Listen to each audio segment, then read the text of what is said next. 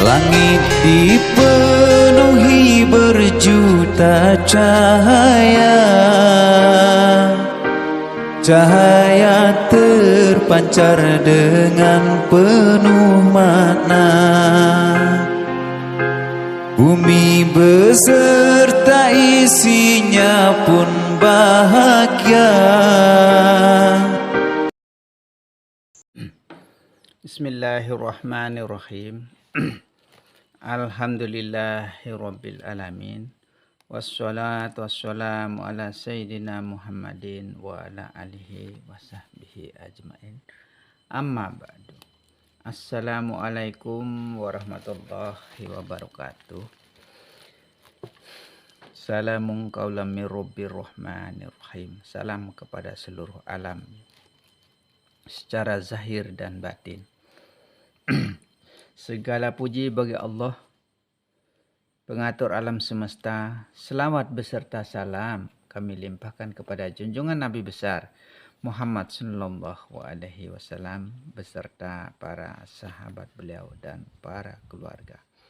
Alhamdulillah, pada pagi hari ini kita bertemu lagi ya, yaitu dalam pengkajian ya mengenai masalah dua cinta ya, supaya kita benar-benar paham di dalam kemahabbahan ya, ke dalam cinta ya.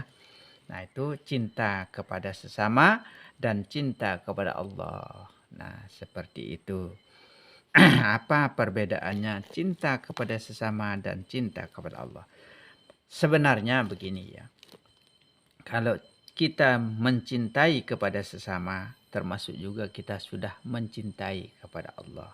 Kenapa bisa seperti itu?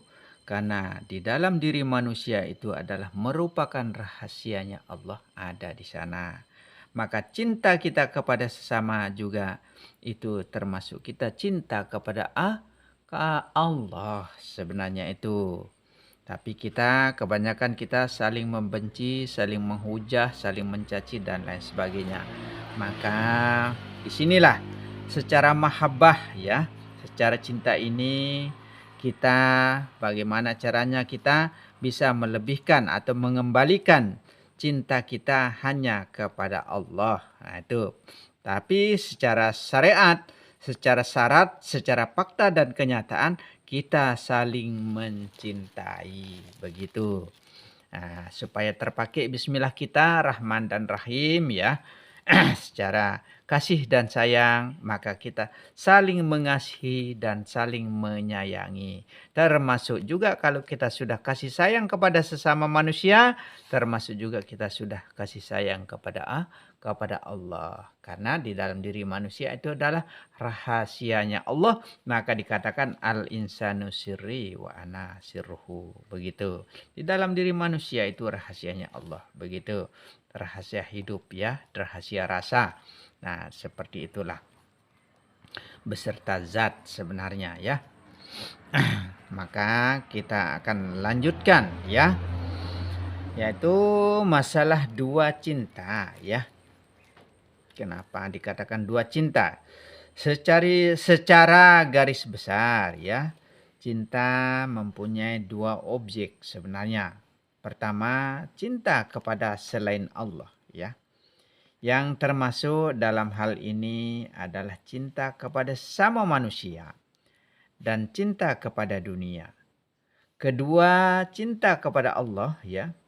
Antara kedua objek cinta ini dalam perjalanannya sangat ditentukan oleh penyikapannya ya.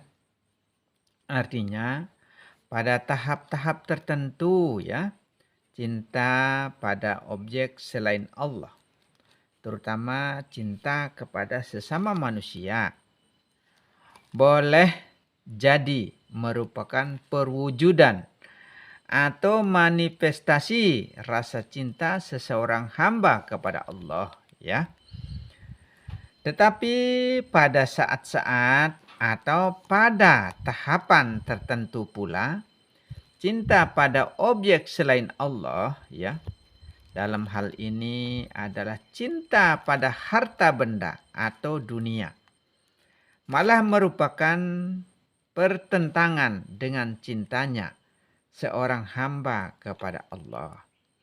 Cinta yang terakhir ini sudah barang tentu ya, tidak bisa disamakan. Apalagi disatukan sebagai seorang hamba punya rasa cinta kepada dunia ya. Maka sudah pasti seorang hamba tersebut tidak punya cinta kepada Allah. Nah, itu. Cinta kepada dunia menyebabkan hilangnya perasaan cinta kepada Allah.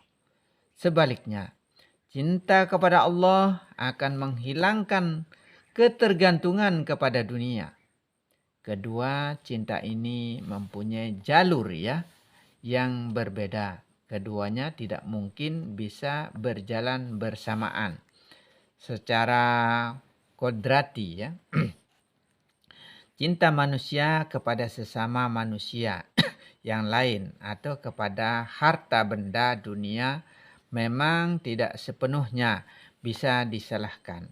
Karena sesungguhnya cinta pada hal-hal tersebut memang sudah digariskan oleh Allah sendiri. Satu ayat Al-Quran yang menunjukkan hal tersebut adalah Zuyyina linnasi hubbus syahawati minan nisya'i wal banina wal qanatiril muqantarati minaz zahabi wal fiddati wal khailil musyawwamati wal an'ami wal harsi zalika mata'ul hayatid dunya wallahu indahu husnul ma'ab. Dijadikan indah pada pandangan ya, maka nikmatnya memandang ya. Yang paling nikmat itu adalah memandang. Seperti contoh, kita nikmat, senang rasanya kalau kita memandang cewek-cewek yang cantik. Nah, memandang pemandangan yang indah. Begitu juga sebaliknya perempuan seperti itu. Senang juga memandang cowok-cowok yang ganteng. Maka nikmat yang paling nikmat itu adalah nikmat memandang sebenarnya. Pandang memandang sebenarnya. Yaitu sebenarnya kalau kita kembalikan kepada pemiliknya. Yaitu nikmatnya saling pandang memandang kepada Allah. Sebenarnya begitu ya. Manusia kecintaan pada apa-apa yang diingini, yaitu wanita-wanita. Nah, itu maka saya katakan demikian tadi ya. Anak-anak hanya yang banyak dari jenis emas, perak, kuda pilihan, binatang-binatang ternak, dan sawah ladang. Itulah kesenangan hidup di dunia. Dan hanya di sisi Allah lah tempat kembali yang baik. Quran surat Ali Imran ya, ayat 14. Maka arah kembali kita yang baik tetap hanya kepada Allah. Nah itu. Sekalipun cinta atau mahabbah ya, kita harus tetap kembalikan juga kepada pemiliknya. Nah itu. Kalau kita tidak kembali kepada Allah, semua apapun pergerakan, apapun kehendak ya, apapun kenikmatan, semua jika tidak kembali kepada Allah, itu sebenarnya tidak baik semua, tidak benar semua. Maka tetap hanya kembalinya kepada Allah. Sebenarnya satu kejelasan adalah bahwa manusia diciptakan oleh Allah, diberinya perasaan cinta dan sesuatu selainnya ya. Ini berarti sah menurut Allah sendiri ketika seorang manusia mempunyai perasaan cinta kepada yang lain selain dia. Boleh-boleh saja ya. Wanita, anak, dan segenap harta benda sebagaimana yang disebutkan dalam ayat di atas ya, adalah merupakan objek-objek cinta yang halal dicintai. Nah itu boleh. Seorang hamba laki-laki secara halal dan boleh mencintai seseorang wanita Juga sebaliknya, seseorang manusia sah-sah saja mencintai hal-hal lain yang bersifat duniawi ya. Karena manusia sesungguhnya dalam penciptaannya memang dikaruniai perasaan cinta pada hal-hal tersebut.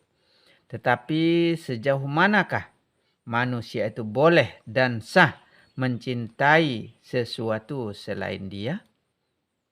Pada satu sisi, Allah membolehkan hambanya punya cinta pada yang lain selain Dia. Itu boleh kita mencintai yang lain, tapi lebihkan kepada Allah, begitu. Tetapi pada sisi yang lain, Allah memberitahu kepada manusia bahwa kecintaan mereka terhadap wanita, harta, tahta, dan segala yang ada di dunia ini adalah sebentuk cinta yang semu. Maka yang akan menghancurkan manusia itu ya, yang cinta, tahta, harta, martabat, dan wanita. Nah itu, kalau kita cinta yang itu, maka hancurlah manusia. Bahkan akan terperosok masuk jurang api neraka. Dari dunia pun akan hancur. Maka jangan kita mengejar tahta, harta, martabat, dan wanita. Nah itu, mana yang disebut dengan martabat ya? Martabat itu ya, ada pernah bertanya kepada saya ya, yang mana yang dimaksud dengan martabat? Nah, contoh ya. Seperti contoh kita viral di YouTube contoh. Nah, bangga kita. Kita ingin dipuja dan dipuji. Kita ingin disanjung, kita ingin ibaratnya dibangga-banggakan. Itu namanya cinta martabat. Atau contoh seorang ulama atau ustaz atau kiai. Dia ingin Dia ingin rasanya dia tuh dihormati, disegani. Nah, itu namanya cinta martabat. Itu juga akan menghancurkan kita. Dalam arti ya, karena kita akan rasa bangga. Nah, itu. Seperti contoh ya, bukan apa ya. Seperti contoh kayak saya ini dalam artinya sudah banyak penggemar.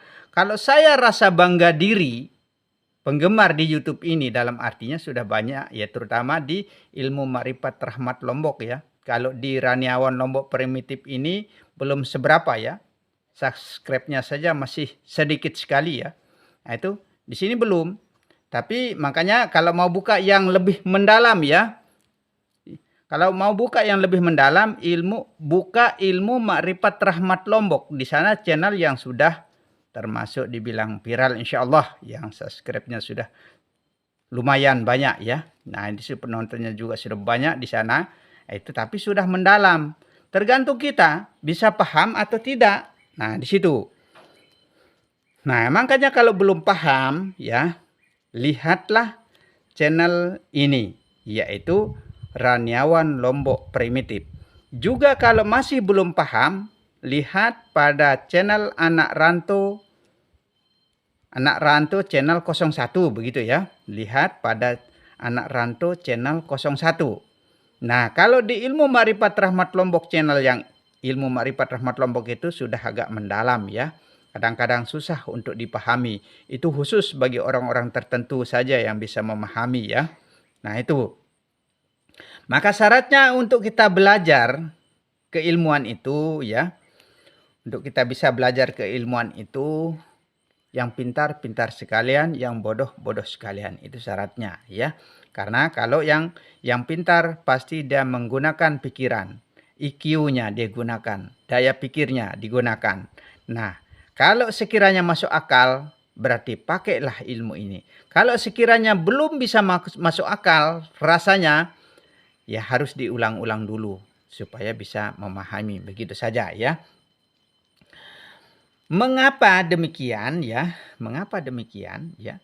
Karena sesuatu selain Dia yang semua manusia mempunyai kecenderungan untuk mencintainya ya. Nah itu. Karena maka cinta harta, cinta tahta, cinta martabat, cinta wanita, banyak cinta itu ya. Nah itu adalah hanya merupakan perhiasan belaka sebenarnya. Zalika mata'ul hayatid dunya ya. Itu hanyalah sekedar perhiasan dunia belaka. Nah, itu. Semua itu hanya sekedar perhiasan yang hanya nampak kilauannya tanpa memiliki hakikat. Nah itu, tanpa memiliki kebenaran. Nah itu, maka hati-hati dalam mencintai apa dan bagaimana. Siapa yang kita cinta sebenarnya. Nah itu, kalau kita tidak kembalikan cinta itu, mahabbah itu kepada Allah, masih salah cara kita mencinta. Begitu. Semuanya hanyalah nisbi dan semu belaka. Ini berarti ketika seorang manusia hanya mempunyai kecenderungan cinta kepada hal-hal yang bersifat duniawi, berarti cinta tersebut cinta yang semu, tidak bermanfaat, terbatas, begitu. Cinta yang seperti itu bukan cinta yang sesungguhnya, bukan cinta yang sejati. Cinta yang sejati itu cinta kepada Allah sampai mati, begitu. Karena cinta tersebut hanya mempunyai badan tanpa memiliki roh. Lalu apakah arti cinta seorang manusia kepada selain Allah?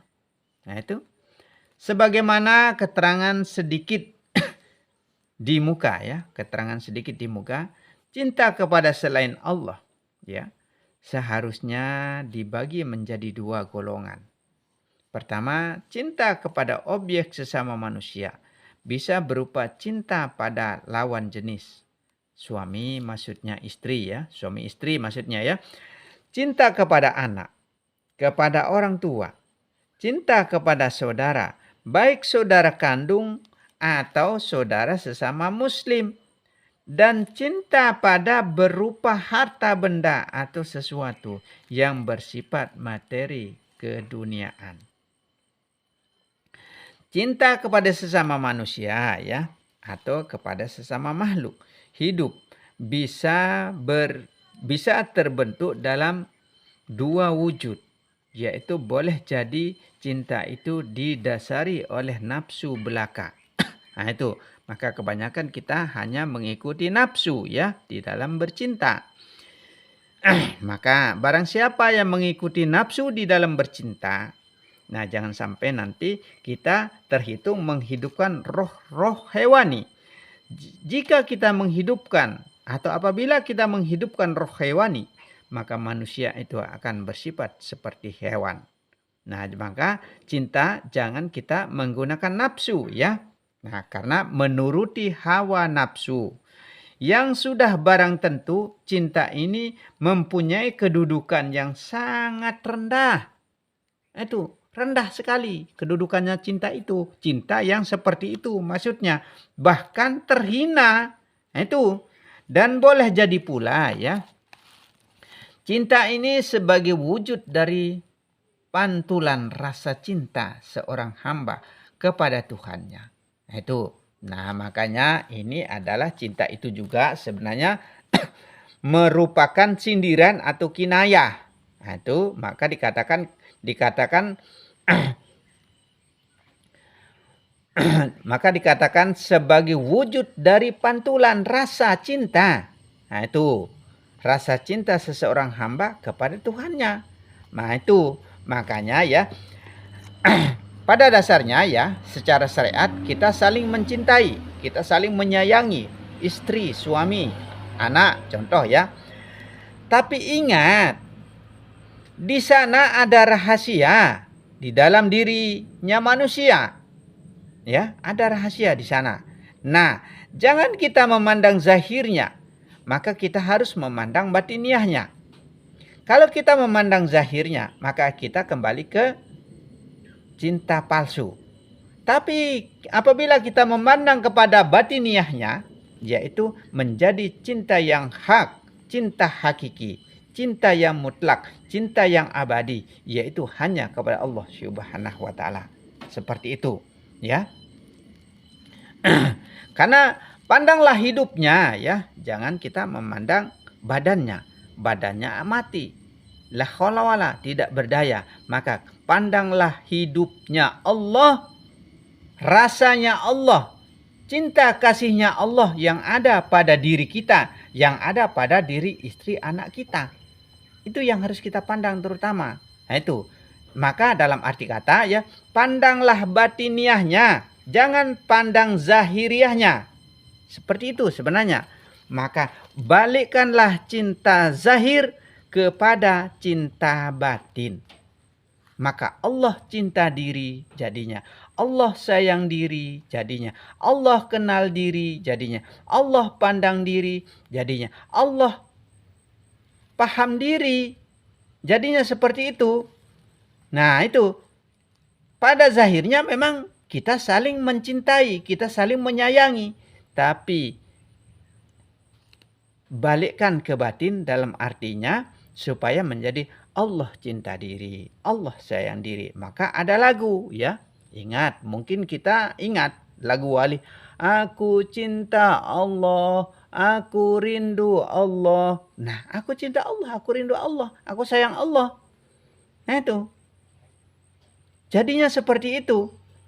Maka jangan kita memandang kepada zahir. Kita harus memandang kepada batin. Begitu. Kebanyakan kita di dalam syariat ini hanya memandang ke zahir. Kita larikan keluar. Tidak pernah kita bisa melarikan ke dalam. Akhirnya bertentangan, dan bertentangan. Nah itu. Menjadilah kadang-kadang maka ada juga yang komen 1-2 yang komennya kurang baik begitu. Karena apa? Karena dia selalu larikan ke zahir, tidak pernah ia memandang ke batin. Nah, seperti itu perbedaannya ya, supaya dipahami. Cinta kepada sesama makhluk hidup ya, secara menyeluruh yang merupakan pantulan cinta kepada Allah. Nah, maka dikatakan di sini pantulan cinta kepada Allah adalah di mana seorang hamba mempunyai cinta kepada sesamanya. Nah, itu. Maka tetap larikan ke batin ya, supaya menjadi Allah cinta diri, Allah sayang diri. Begitu. Allah sembah diri, Allah puja-puji diri. Menjadilah puji kodim bagi kodim, Allah memuji diri jarinya. Begitu. Berdasarkan perasaan cintanya kepada Allah ya.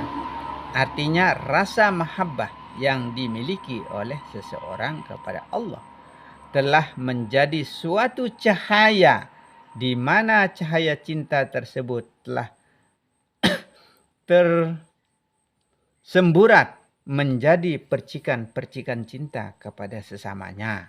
Nah itu. Nabi Muhammad adalah satu-satunya manusia yang mempunyai rasa mahabbah yang begitu besar kepada Allah Subhanahu wa taala.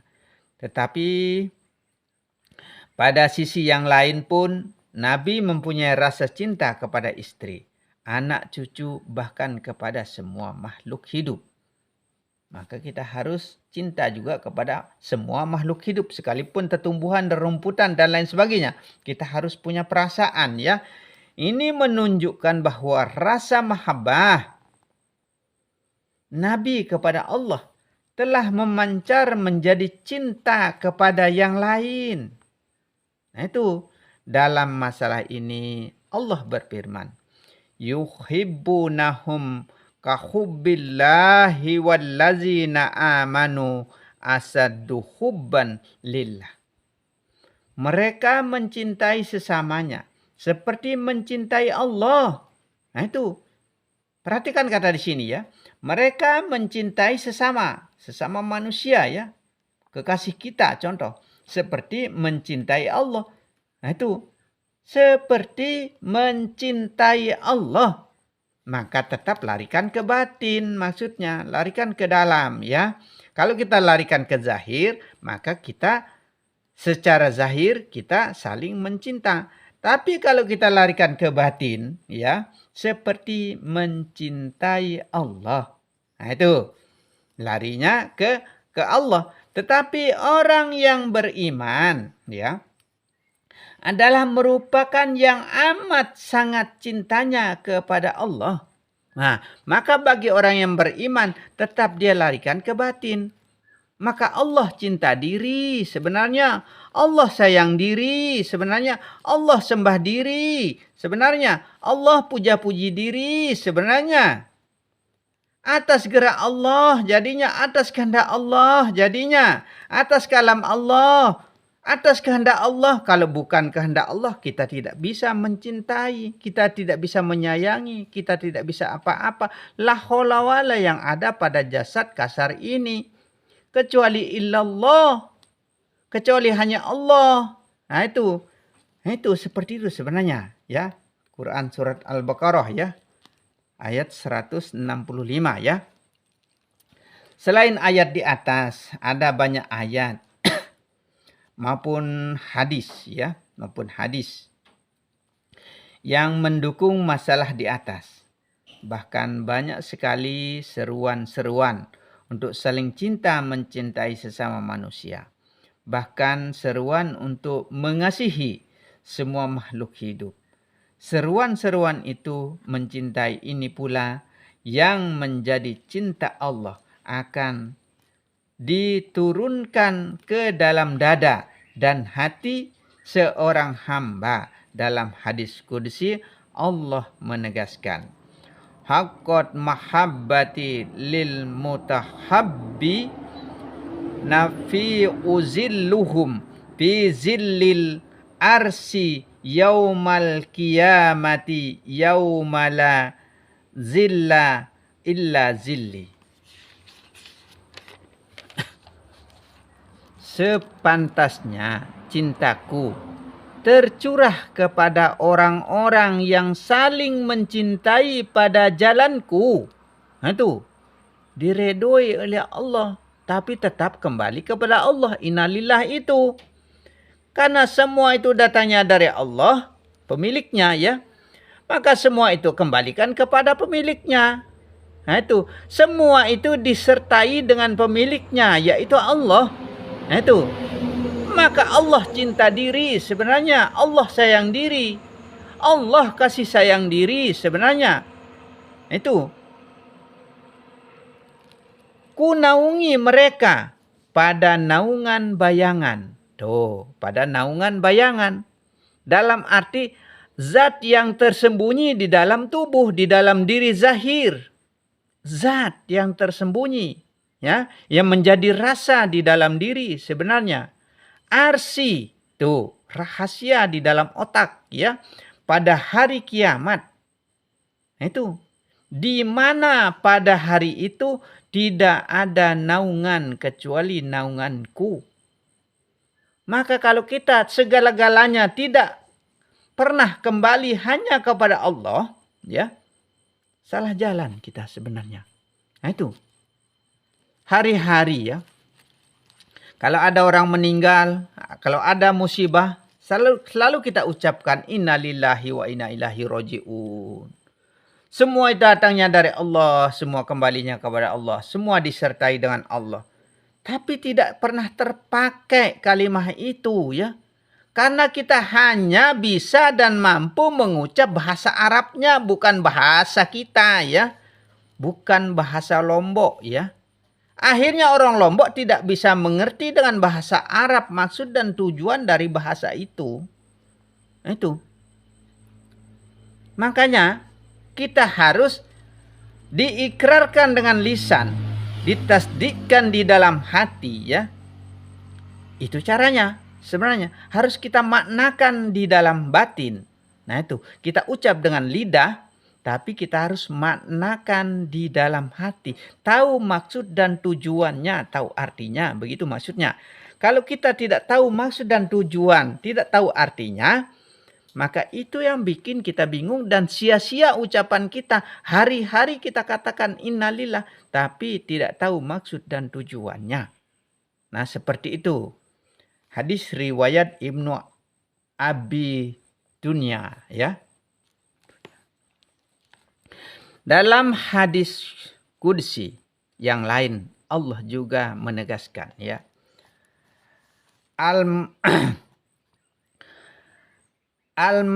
Al-mutahabbu nafi jalali lahum mana biru min nuriyug bituhumun nabiyyu nawassuhada, ya, orang-orang yang saling mencintai karena keagunganku.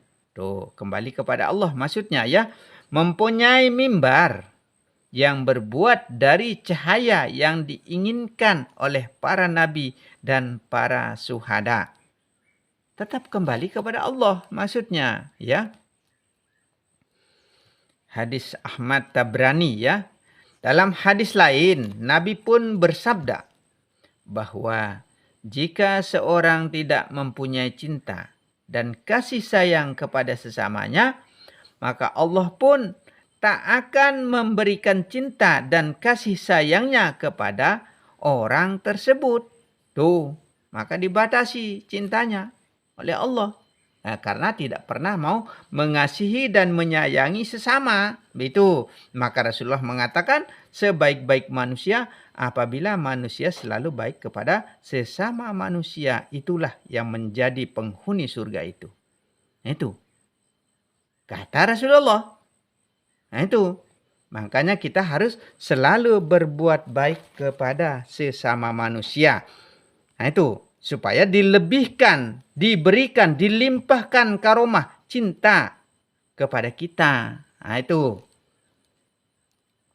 An Abi Hurairah radhiyallahu anhu anin nabiyyi sallallahu alaihi wasallam qala man la yarham la yurham. Dari Abu Hurairah radhiyallahu, ya, dari Nabi sallallahu alaihi wasallam.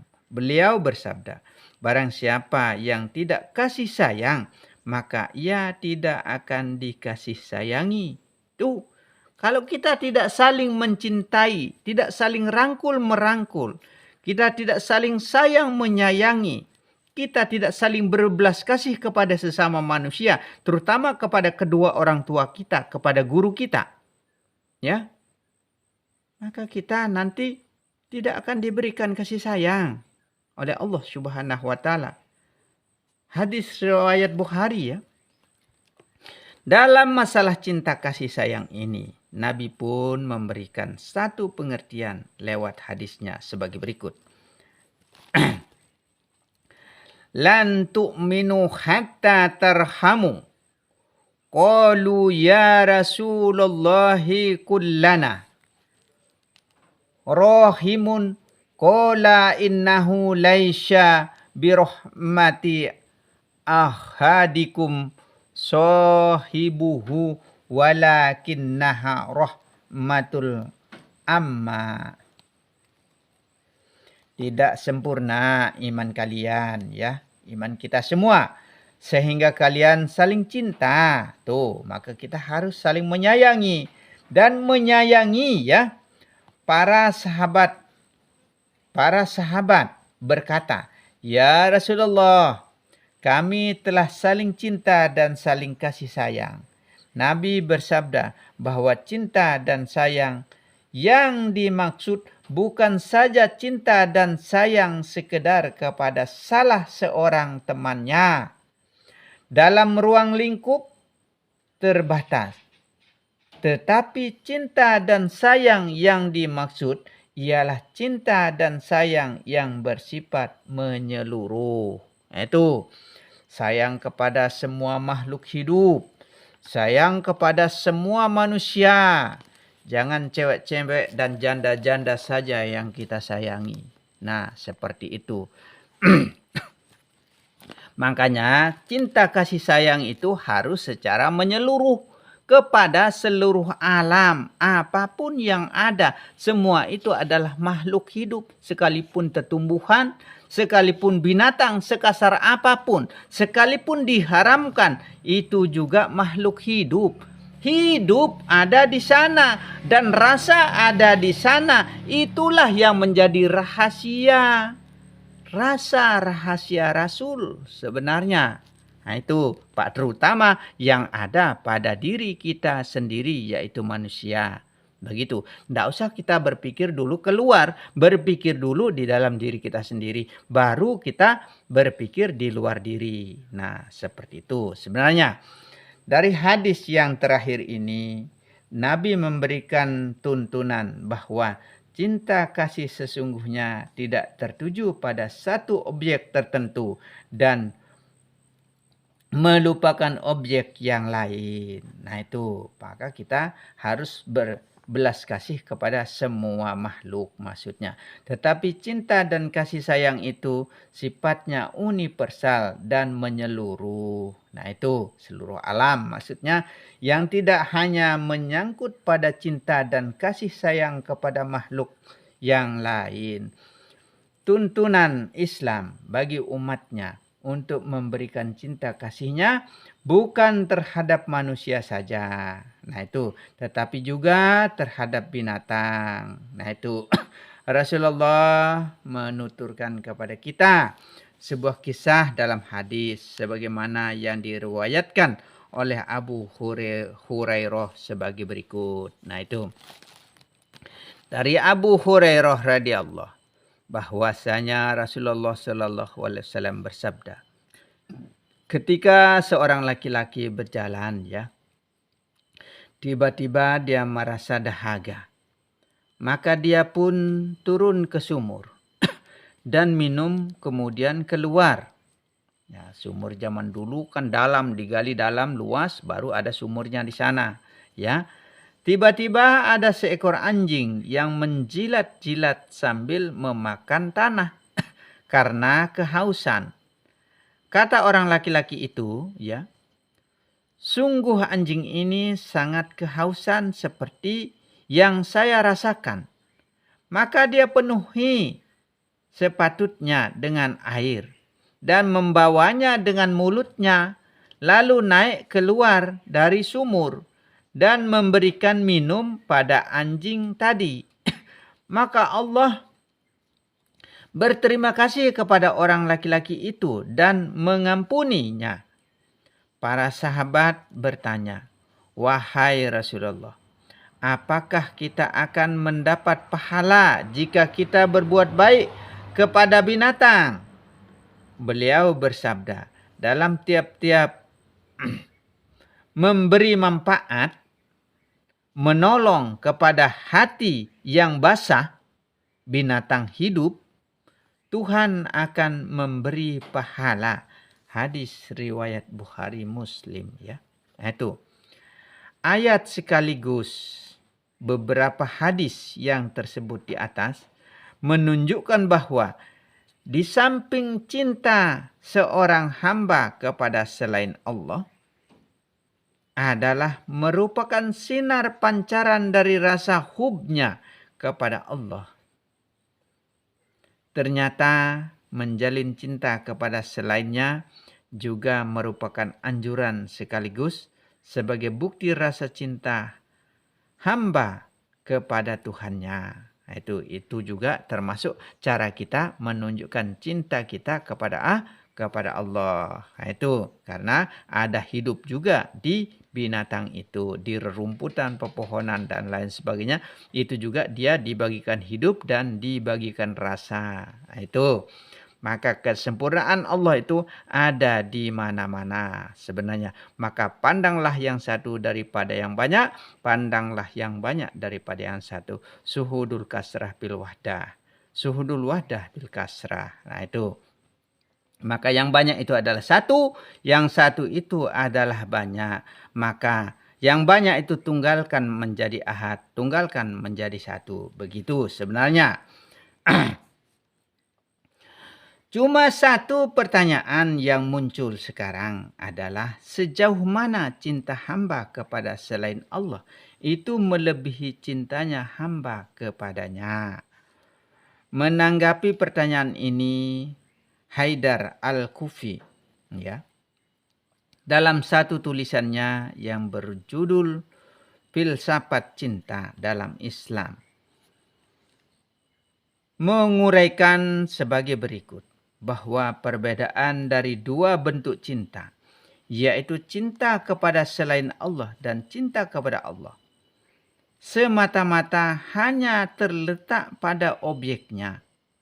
Sedangkan pada aspek-aspek lainnya, baik Allah maupun yang lain adalah dua hal yang boleh dicintai dengan syarat bahwa cinta kepada selain Allah harus dilakukan berdasarkan cinta kepadanya. Tetap kembali cinta itu kepada Allah. Kalau tidak demikian, maka cinta seperti itu tidak dipandang sebagai cinta. Itu tidak dipandang sebagai cinta, berarti nafsu larinya. Sebab cinta kepada Allah adalah sebagai titik pusat bagi segala cinta. Itu titik pusatnya cinta itu adalah hanya kepada Allah. Dengan demikian cinta kepada Allah adalah merupakan objek satu-satunya yang mesti menjadi penentu keinginan-keinginan dan jalan bagi semua tindakan.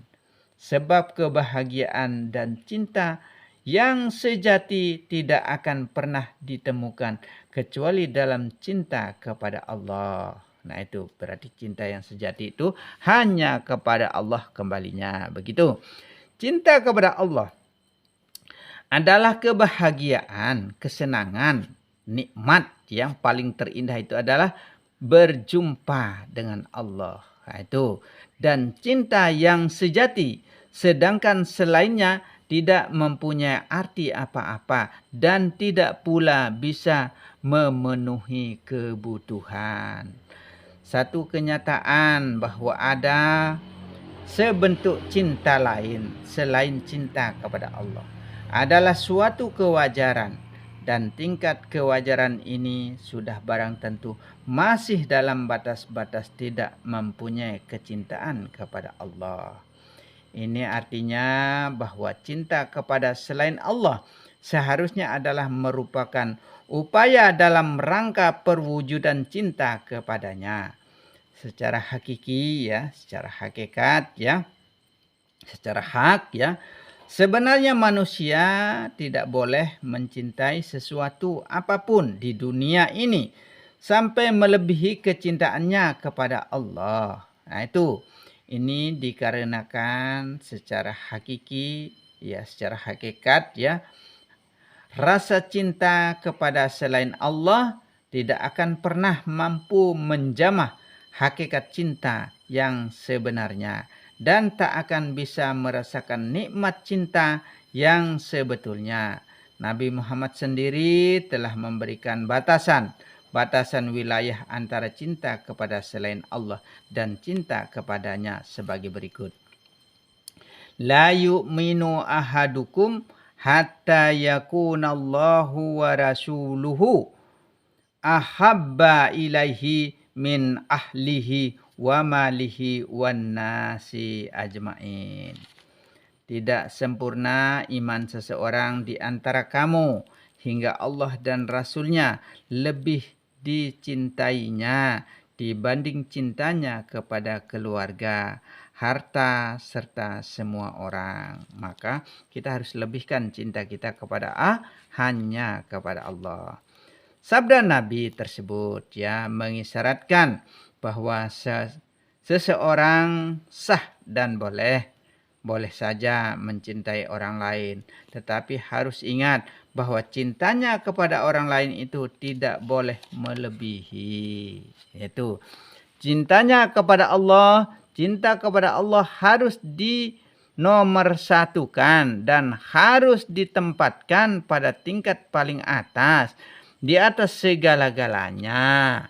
Dan jika hal ini sudah bisa terwujud, yang berarti jika seseorang telah memiliki rasa cinta kepada Allah melebihi cintanya kepada yang lain, maka secara sempurna orang tersebut akan merasakan betapa nikmat dan sahdunya bercinta dengan Allah dalam kerangka iman. Nabi menyatakan sebagai berikut. Salasun man kunna wajada hala watal imani wa ta'mahu an yakunallahu wa rasuluhu ahabba ilaihi mimma siwahuma wa an yuhibba billahi wa yabgadu fillahi wa an tuqadanarun azimun payakau fiha ahabbun ilaihi min an yusraka billahi syai'an.